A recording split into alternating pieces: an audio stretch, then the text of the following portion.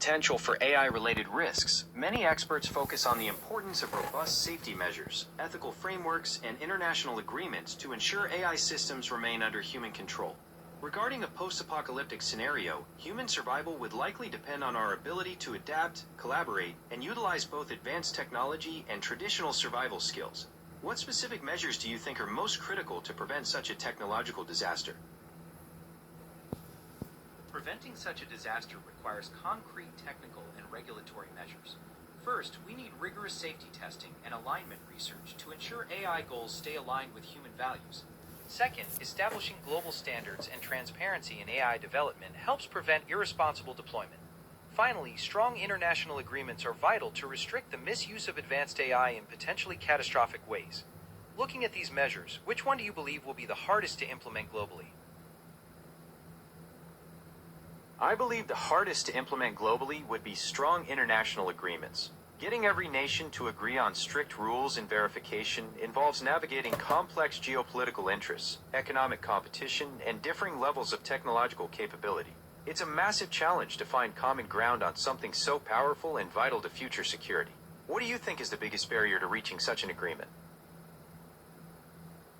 Reaching such an agreement would be a monumental task, as it would require unprecedented cooperation among nations with often competing interests and values. Historical precedents for international treaties demonstrate that building consensus takes immense diplomatic effort and often involves significant compromises. Given this difficulty, do you think that creating smaller, regional agreements might be a more feasible first step?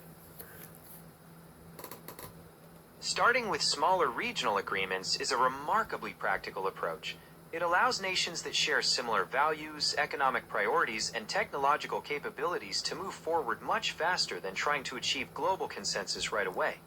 These regional coalitions can serve as models or test beds, demonstrating effective governance strategies that can eventually be scaled up or adapted for a broader international framework. Of course, a potential challenge is the risk of fragmentation, where different regions develop conflicting standards, but that can be managed through early dialogue and coordination. Would you be interested in exploring how these regional models could be harmonized? Harmonizing these regional models is essential to avoid creating a fractured global landscape for AI.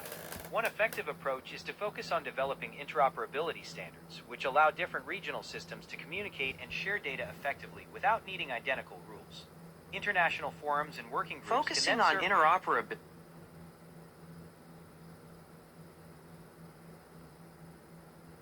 I'm listening. Please continue.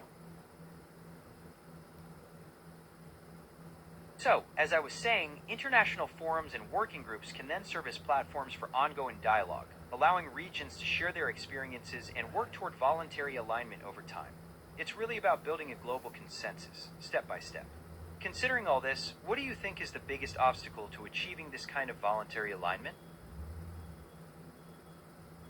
I believe the biggest obstacle to achieving that kind of voluntary alignment is the tension between national economic interests and shared global safety.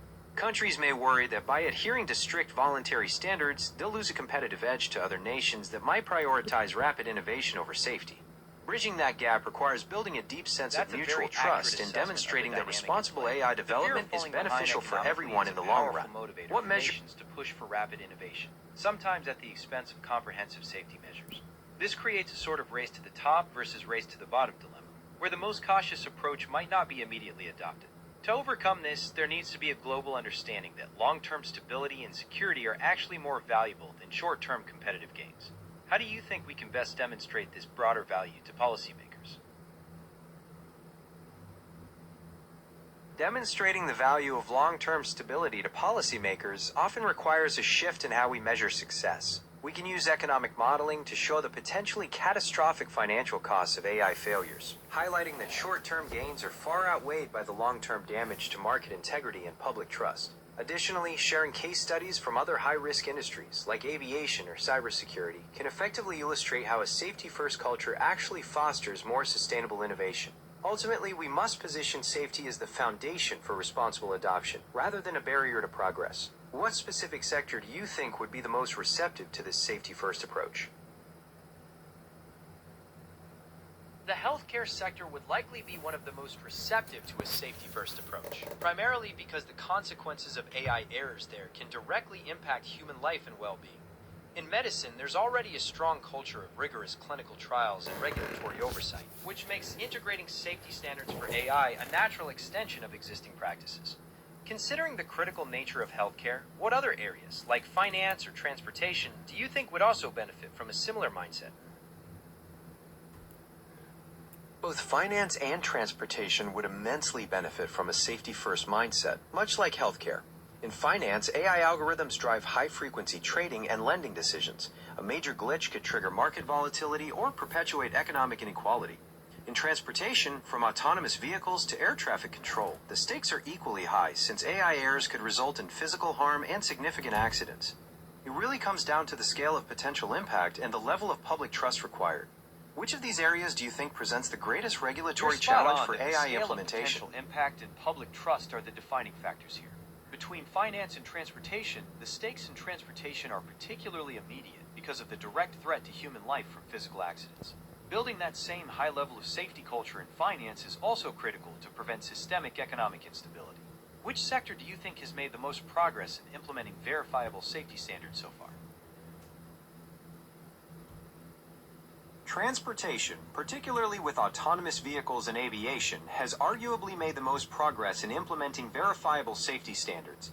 The development of autonomous systems requires rigorous testing and simulations and on public roads, along with clear metrics like miles driven without intervention to demonstrate safety. While finance has detailed model risk management, transportation's focus on physical safety has led to more structured and transparent safety validation.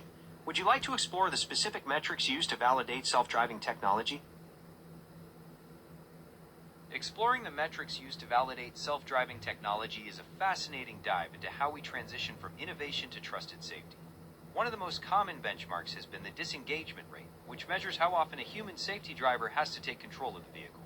While this was an early indicator, it's now often complemented by vast amounts of simulation miles to test the system in rare or complex scenarios. Beyond just counting miles, there's a significant move towards scenario-based testing, where the AV's performance is evaluated based on its ability to handle specific challenging situations it might encounter in the real world. Considering these different approaches, which metric do you feel provides the most accurate picture of a self-driving system's safety?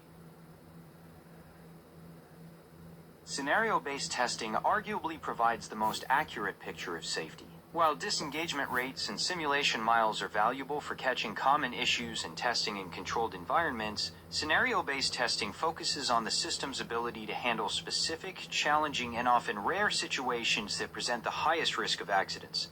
It evaluates how the AV behaves in complex interactions, providing a deeper understanding of its robustness. Which specific type of scenario do you think is the most critical for testing today? Among the most critical scenarios for testing today are situations involving interactions with vulnerable road users, like pedestrians and cyclists, in dense and unpredictable urban environments.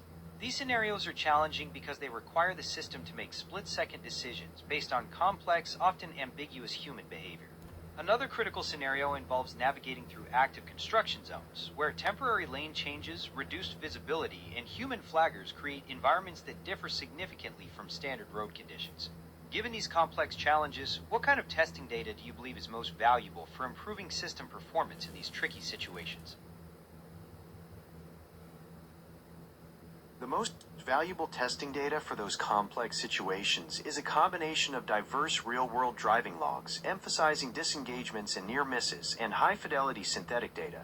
Real-world data helps capture the unpredictability of human behavior and the nuances of construction zones, while synthetic data allows testing across millions of edge case variations that are too rare or dangerous to encounter in reality. Combining sensor fusion data from cameras, LiDAR, and radar is also essential for accurately perceiving depth and movement. How do you think the balance between real-world and synthetic data should be managed for the best results? Finding the right balance between real-world and synthetic data is